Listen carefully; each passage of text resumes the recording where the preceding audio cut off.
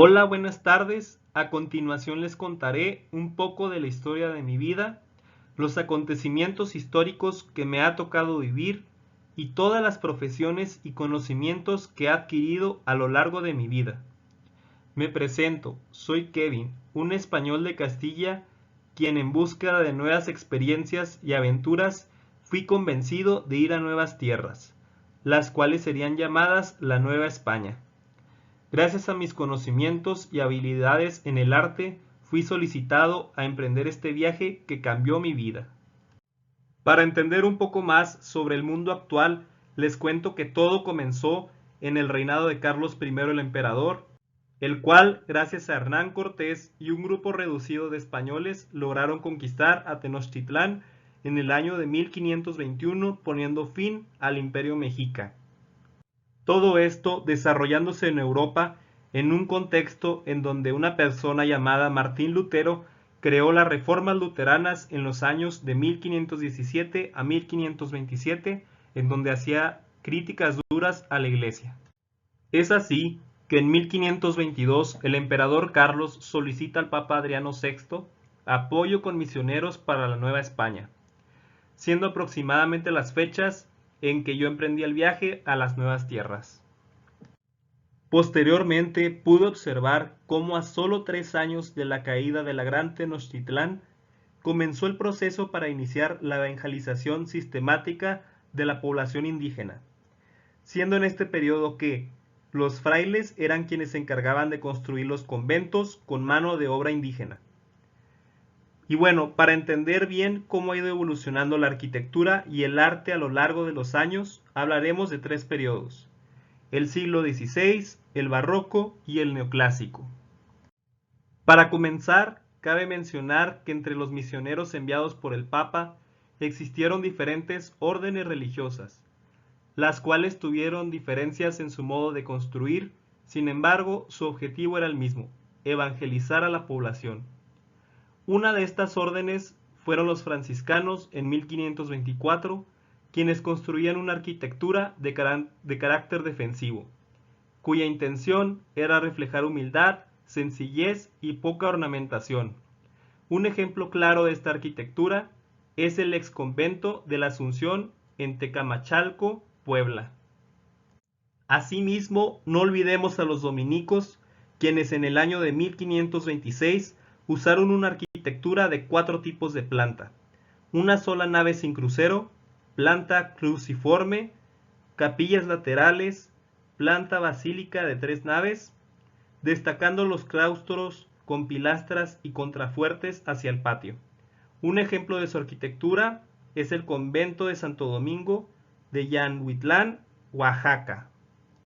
Y por último, los agustinos, quienes en 1533 destacaron por su arquitectura más ornamentada, la cual no mostraba un voto de pobreza y utilizaba una variedad de estilos arquitectónicos como lo son el plateresco, el islámico, renacentista, la arquitectura románica y gótica. Un ejemplo claro es San Agustín de Colman, cuyas pinturas murales fueron las primeras realizadas en las nuevas tierras. Otras obras notables de la época fue la Casa Montejo, construida en Mérida, Yucatán, por Francisco de Montejo, quien fue un hombre conferido por la corona real para conquistar Yucatán. Asimismo, otra obra notable que identifica a México fue la construcción de la Catedral Metropolitana de Ciudad de México, la cual fue construida por 5 arquitectos, los cuales eran de nacionalidad mexicana y española, entre los cuales destacaron Claudio de Arciniega, Juan Gómez de Trasmonte, Manuel Tolsá y José Damián Ortiz de Castro. Cabe mencionar que mi formación en el arte comenzó por la pintura. Siendo maestro, mis alumnos y quienes se dedicaban a esta arte no tenían la obligación de servir a los maestros, solamente moler los colores y limpiar los pinceles. En el ámbito de la pintura, se llegó a escuchar de pintores destacados como Juan Gerson, quien fue pintor indígena, Juan de Illescas, quien pintó la cena con los 12 apóstoles en la Catedral de Puebla, y Andrés de la Concha, quien pintó para los retablos del templo de Yahuitlán y templo de Coixtlahuaca. Ahora, hablando de escultores, entalladores y carpinteros destacados, tenemos a los entalladores franciscanos en 1530, a Fray Juan de Alameda, quien en 1528 hizo el retablo del convento de Huaquechula, a Claudio y Luis Arciniega, quienes en 1554 hicieron el retablo original ex convento franciscano en Tecali, Puebla, y por último a Juan de Arrué, quien fue entallador y quien en 1599 hizo el retablo de Quantin Chan.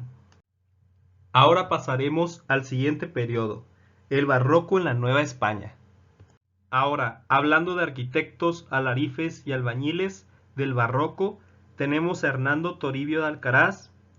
quien en 1560 realizó la Basílica de Nuestra Señora de la Salud, y también tenemos al arquitecto Francisco de Becerra, quien realizó la Catedral de Puebla, la cual se terminó hasta 1647, y además hizo el templo de Santo Domingo de Guzmán, Oaxaca de Juárez, el cual se terminó hasta 1608. Y también tenemos a Martín Casillas Alarife, discípulo de Francisco de Becerra, quien cooperó en la realización de la Catedral de México. Y por último, sabemos que la Catedral de Oaxaca de Juárez empezó por orden de Felipe II, hijo del emperador Carlos.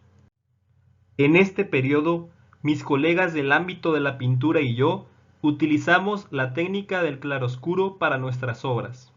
en donde la pintura estaba influenciada por el tenebrismo, pero cada vez se empezaban a emplear más colores.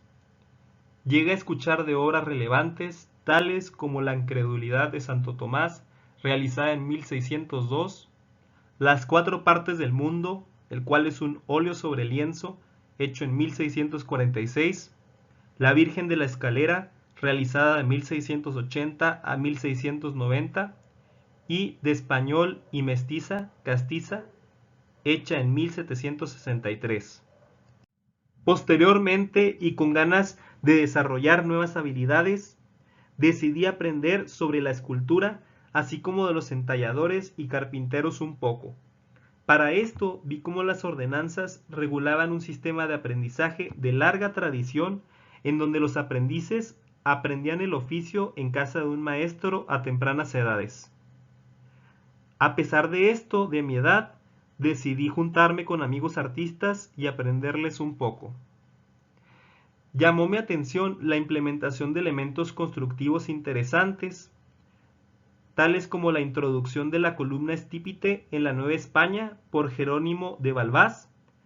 y asimismo el uso de la columna salomónica, la cual me gusta implementar en los retablos que he ayudado a realizar.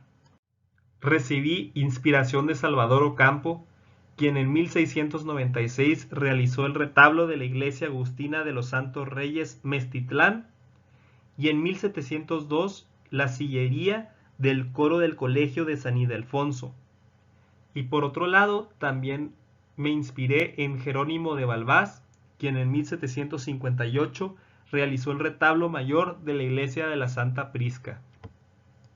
Pasaremos ahora al último periodo, que es el neoclásico, el cual se dio de los años 1750 a 1860, en donde me empecé a involucrar un poco en la arquitectura, gracias a mi admiración de las intervenciones de los arquitectos Ange Jacques Gabriel, quien realizó el pequeño Trianón, el arquitecto Javier Calavari, quien en 1781 construyó la Real Academia de San Carlos de las Nobles Artes de la Nueva España, y no podemos olvidar que en 1813 se realizaron nuevas intervenciones en la Catedral Metropolitana de la Ciudad de México del arquitecto Manuel Tolsá, en donde se incluyeron esculturas y reloj de la catedral, decoración de las torres, esculturas La Fe, la Esperanza y la Caridad, y un nuevo diseño de la cúpula. Mi gusto por la arquitectura no solo surgió por las obras realizadas en México, tomé inspiración en obras como el Panteón de París y el Arco del Triunfo en Francia. A pesar de que ahora ocupo mi tiempo haciendo obras de arquitectura, no he dejado de lado la pintura en mis tiempos libres. Escuché de obras interesantes realizadas en el neoclásico, tales como La bendición de la mesa, hecha por José de Alcíbar en 1788, El milagro de Posito por Rafael Gimeno y Planes en 1808, y por último a El Valle de México, realizado por Eugenio Landesio. Y es así que mi pasión por el arte me ha permitido aprender distintas disciplinas y me llena de esperanza el poder dejar mi huella en tierras ajenas a la mía, mediante las distintas intervenciones que realicé a lo largo de mi vida en diferentes periodos y contextos en lo que hoy se conoce como México.